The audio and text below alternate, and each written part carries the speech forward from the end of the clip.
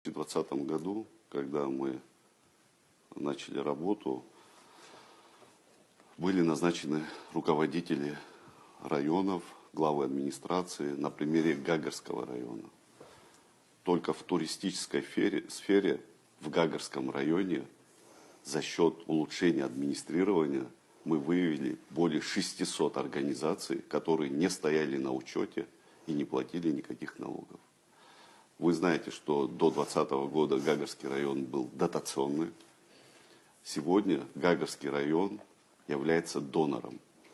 Такого рода деятельность необходимо продолжить, за счет чего нам удалось увеличить бюджет в 2,5 раза, именно за счет администрирования. Нам необходимо применять современные технологии. Мы знаем, что очень много возможностей, потенциала у нашей страны, которые необходимо раскрывать.